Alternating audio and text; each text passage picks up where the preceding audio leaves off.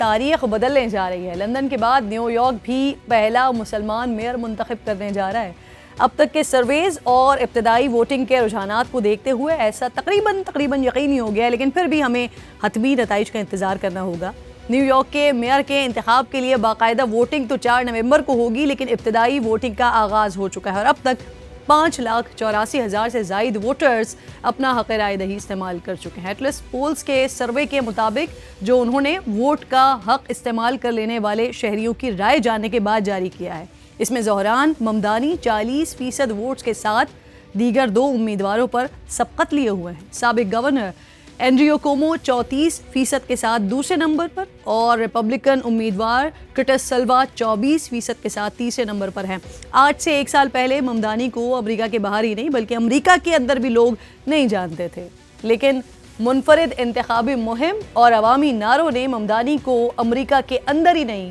امریکہ کے باہر بھی مقبولیت کی بلندیوں پر پہنچا دیا ہے۔ ممدانی نے صرف فلمی ڈائیلاگ سے ہی دیسی ووٹرز کے دل کے تار نہیں چھیڑے ہیں، بلکہ ان کے نعروں نے ہر اس درد مند کے دل پر دستک دی ہے جو یقیناً نیو یارک میں بستا ہے اور مہنگائی سے پریشان ہے۔ انہوں نے روٹی، کپڑا اور مکان کا نعرہ دیا ہے، اعلان کیا ہے کہ وہ نیو یارک میں بڑھتے ہوئے کرایوں کو منجمد کر دیں گے، سستی رہائش کو یقینی بنا دیں گے، مفت ٹرانسپورٹ چلا دیں گے، سرکاری کریانہ اسٹور بنا دیں گے، بچوں کے لیے صحت کی مفت سہولیات فراہم کریں گے اور اس کے لیے وہ غریبوں پر نہیں بلکہ نیو یارک کے صرف 1% امیروں پر ٹیکس لگائیں گے۔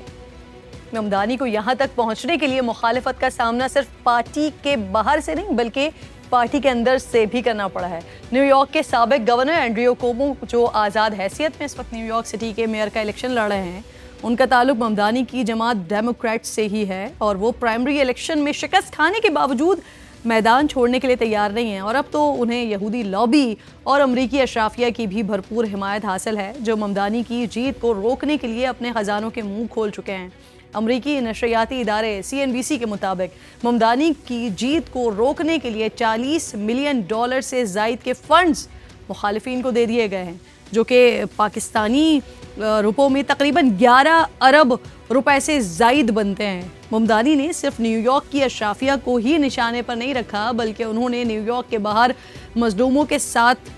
دینے کا بھی وعدہ کیا ہے، مظلوموں کو بھی نہیں چھوڑا ہے۔ انہوں نے فلسطین کے لیے بھرپور آواز اٹھائی ہے، اسرائیلی قتل عام کی بھرپور مخالفت کی ہے، بھارت سے تعلق ہونے کے باوجود نریندر مودی کو مسلمانوں کا قاتل قرار دیا ہے، یہاں تک کہ انہوں نے یہ بھی اعلان کیا ہے کہ اگر وہ میئر منتخب ہو جاتے ہیں اور اس کے بعد نیتن یاہو نیو یارک آتے ہیں تو وہ گرفتار کریں گے انہیں۔